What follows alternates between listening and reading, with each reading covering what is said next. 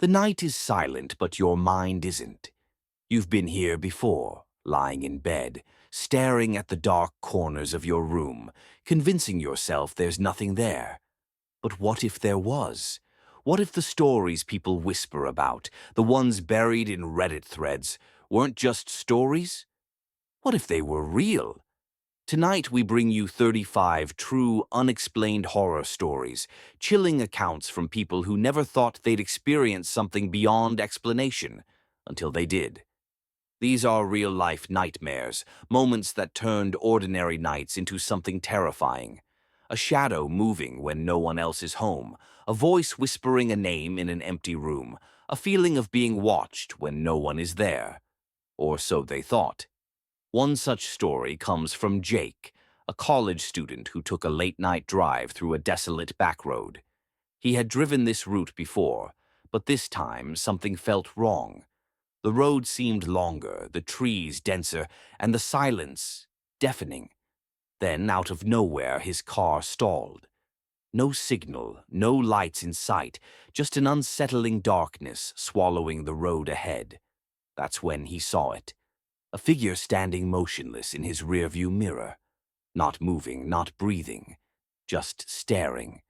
And then there's Emily, a young mother who woke up to the sound of her baby crying over the monitor. She rushed to the nursery, but the moment she stepped in, the crying stopped. The crib was empty. Her heart pounded as she turned around, only to find her baby sleeping peacefully in her own bed, where she had left her. So then, who or what was crying? These stories will leave you questioning everything. Are you ready to hear them all?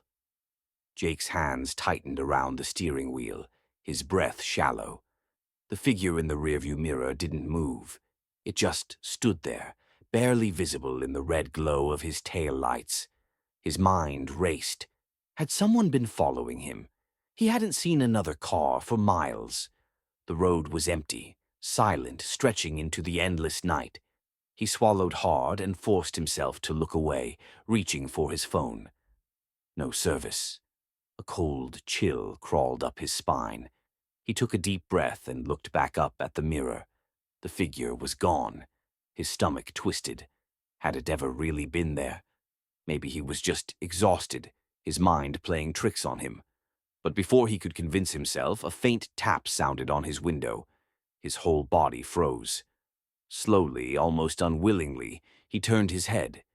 Meanwhile, Emily sat up in bed, heart pounding.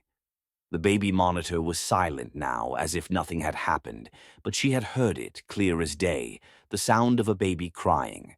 Not just any cry, but her baby's cry. And yet her daughter was right there, fast asleep. She reached out, placing a hand on her tiny chest, feeling its steady rise and fall. Relief mixed with confusion. Maybe she had imagined it. Maybe she had been dreaming. But then she noticed something.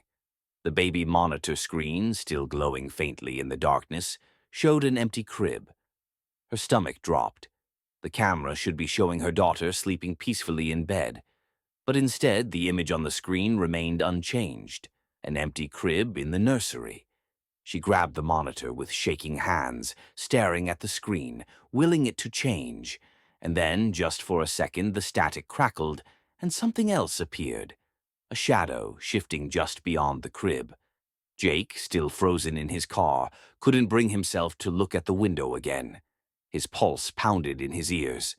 The night air outside was completely still, yet the tapping had been real. His fingers hovered over the ignition, desperate to start the car, to get out of there. But before he could turn the key, something moved in the corner of his eye, a dark shape slipping past his passenger side window. His breath caught. Every instinct screamed at him to drive, to leave, but his body wouldn't obey.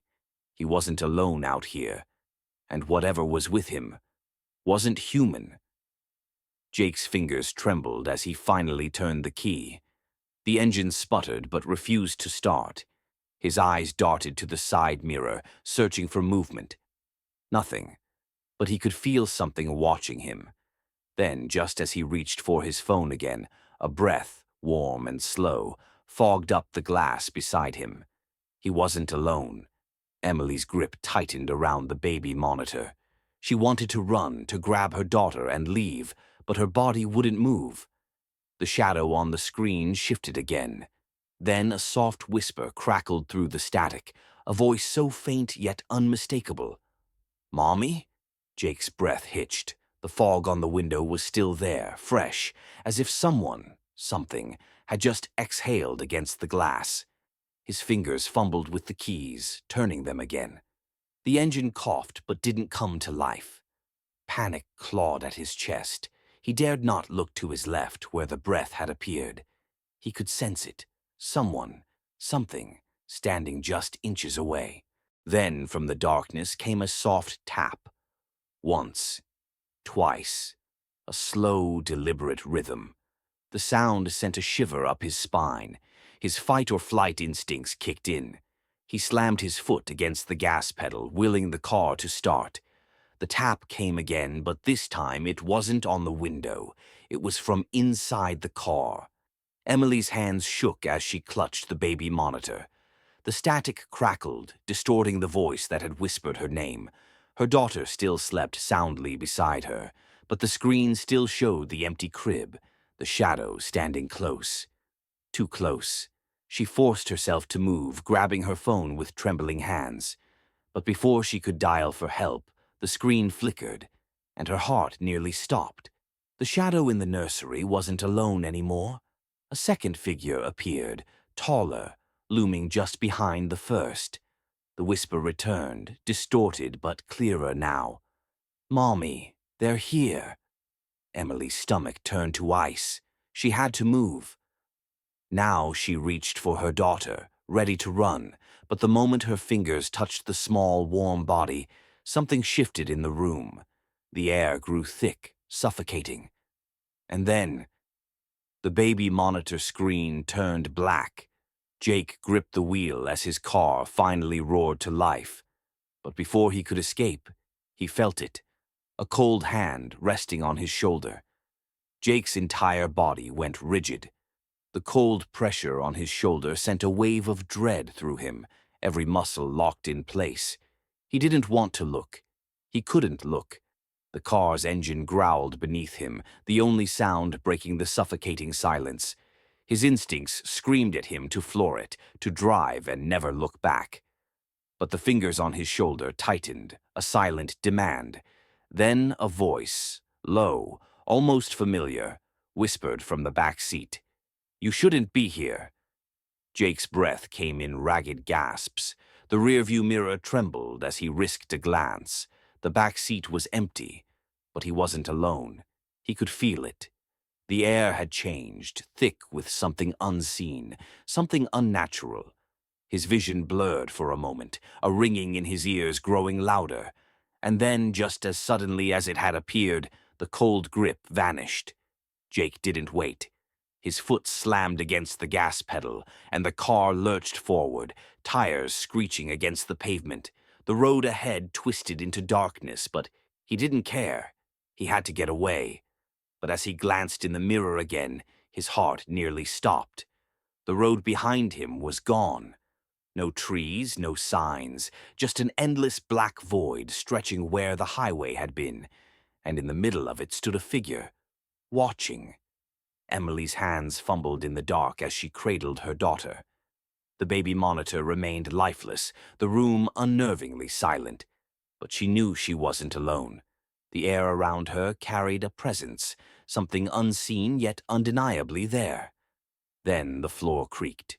Her pulse hammered in her chest. Slowly she turned her head toward the hallway. The door stood ajar, revealing only darkness beyond. She could have sworn she had closed it. Her breathing grew uneven as she took a cautious step forward, and then, movement. A shadow passed the doorway, quick but deliberate. Emily's grip tightened on her daughter. She had to get out. But as she turned, her phone screen flickered back to life. Her breath caught in her throat. A live feed from the baby monitor had returned, but this time it wasn't showing the crib. It was showing her room. A grainy image of herself, standing frozen in place, holding her daughter. just as she was now. And then the camera feed glitched. For the briefest second, another figure appeared behind her, close enough to touch. The screen went black again. Jake's knuckles turned white against the steering wheel.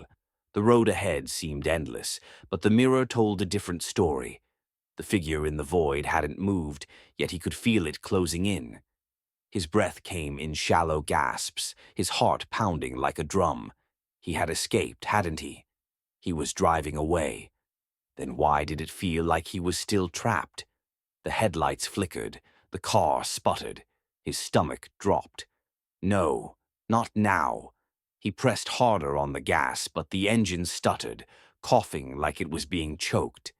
Then the radio crackled, static at first, then a voice, soft but urgent. "You were never supposed to leave."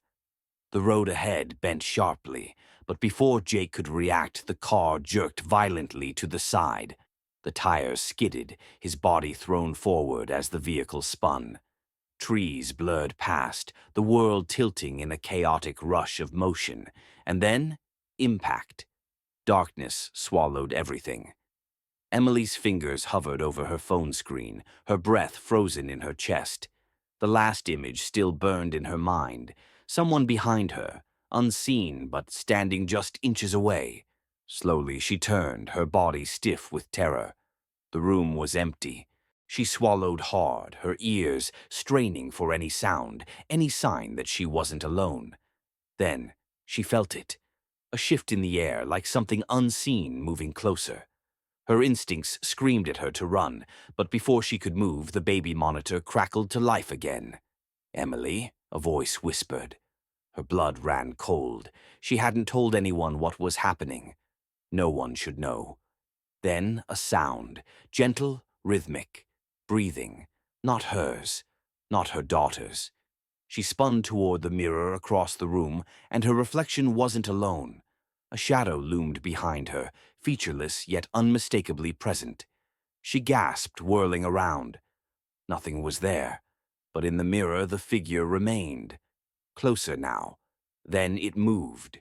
Emily screamed, stumbling backward. The lights flickered, the air thick with something unseen pressing in. And then, as suddenly as it began, everything went still. The baby monitor fell silent. The mirror showed only her, alone. Jake's eyes fluttered open to flashing red and blue lights. He was outside his wrecked car, unharmed but dazed. A paramedic hovered over him. "You're lucky," they said. "Saw you skidding like you swerved from something." "But man, this road's been closed for years." Jake's breath caught.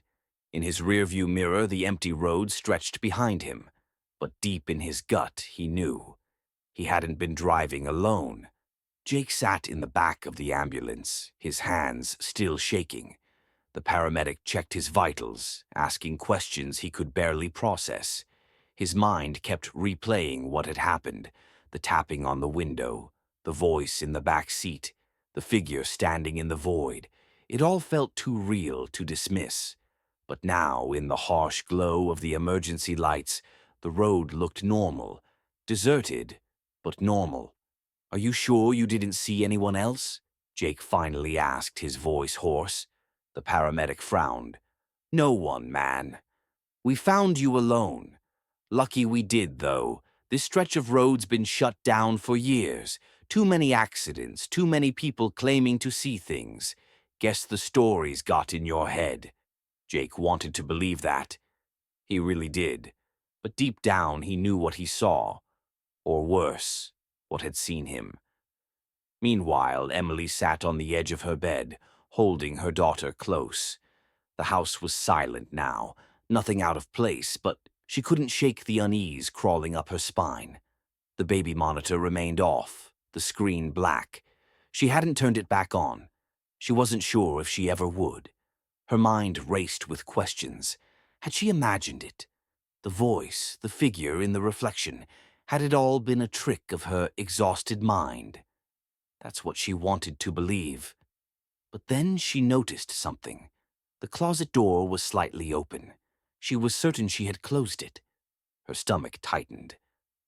Slowly she stood, heart pounding as she reached out. With one deep breath, she pulled the door open. Nothing.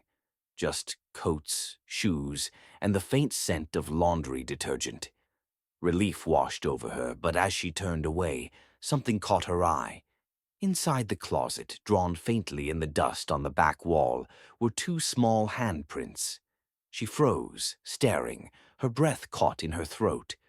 One was the size of her daughter's. The other was much larger. Jake left the hospital that night, but he didn't go home. He drove straight to a motel, leaving the highway far behind. As he checked in, the receptionist handed him a key, barely glancing up. But just before Jake turned to leave, the man spoke. "You came from that road, didn't you?" Jake hesitated. "What do you mean?" The receptionist finally looked up, his expression unreadable.